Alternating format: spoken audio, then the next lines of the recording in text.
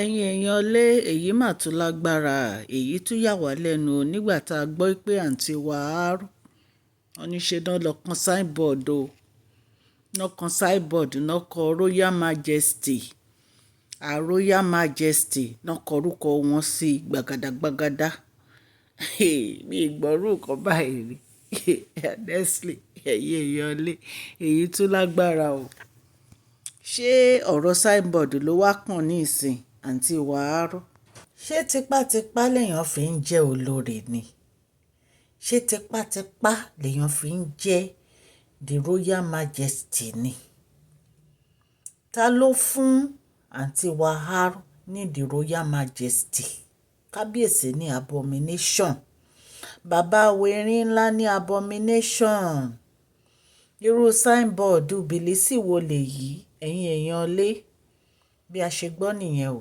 wípé àǹtí wàhálà ṣe ni wọ́n lọ kan signboard o tọkọ orúkọ wọn sí gbàgàdàgbàgàdà royal majesty pẹ̀lú orúkọ wọn náà wá kìbọlẹ̀ wọ́n ní gbogbo àwọn tó ń kọjá náà ń kà náà ń rí i pé nínú ààfin kábíyèsí náà wọ́n ní àǹtí wàhálà lòun ò ní kó nu palace o wípé òun ò lè gbébì kankan ju palace lọ wípé kò sí ẹni tó lè lé òun kúrò nu palace kábíyèsí o ẹ rántí pé gbogbo àwọn nǹkan tó ń ṣe ń gbà kan oúnjẹ kára yán wọ́n ní wọ́n ti gbé wọn kiri ṣàdédé la kò tó rí wọn nu palace náà tún gbé yọ ẹ̀yin èèyàn lé ẹ rí pé wọ́n represent kábíyèsí láti welcome Ṣọ̀ún of Ògbómọ̀ṣọ́ wá sí inú palace pé àwọn ni wọ́n host wọn wọ́n ní oríṣiríṣi àrà làǹtí wàhálà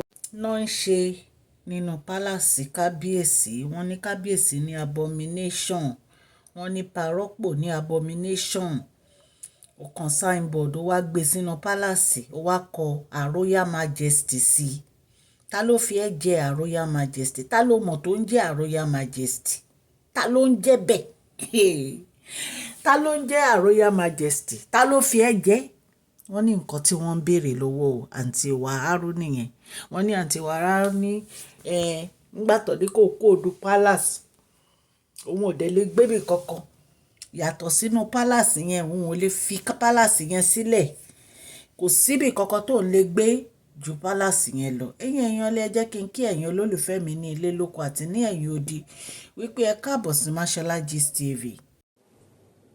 Mashola Gist TV àtúndé Mashola Gist TV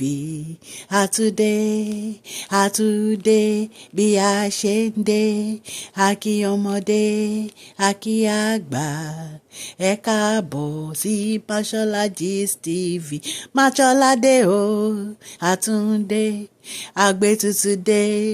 àgbétutù dé àmú gist alálùbáríkà wá fún yín lórí public gist lórí royal gist lórí celebrate gist Mashola àtúndé o àtúndé Mashola Gist TV àtúndé.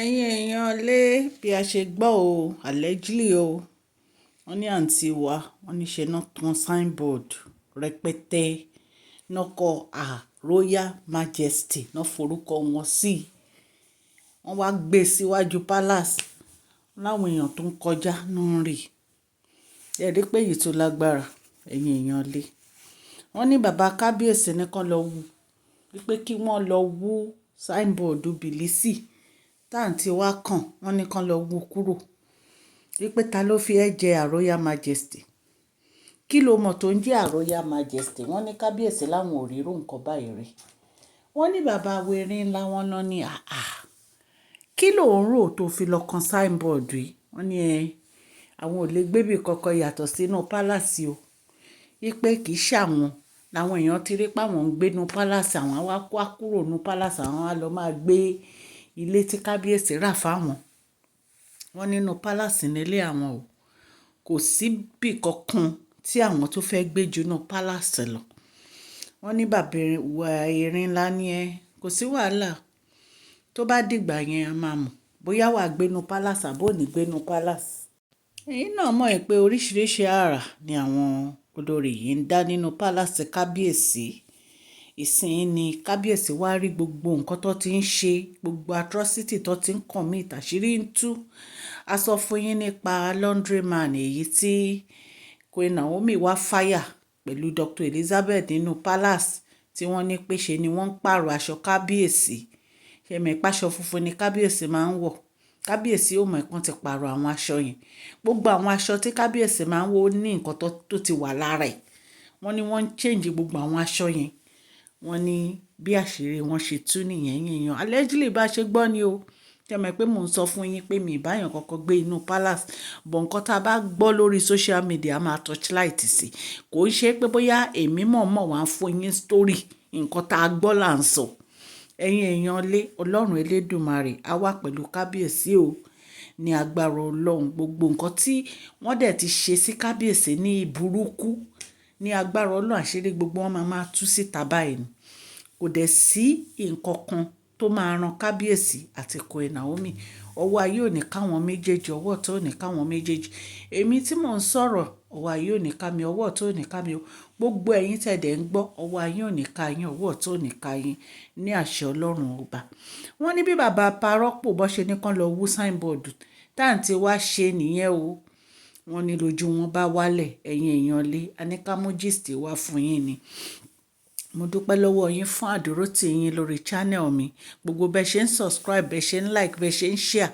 ọlọ́run á bá mi gbọ́wọ́ yín sókè ẹ̀ ní tọrọ jẹ ẹ̀ ní tọrọ mọ̀. ọwọ́ yín ò ní kan ìsàlẹ̀ àpò. please share this video, like and subscribe.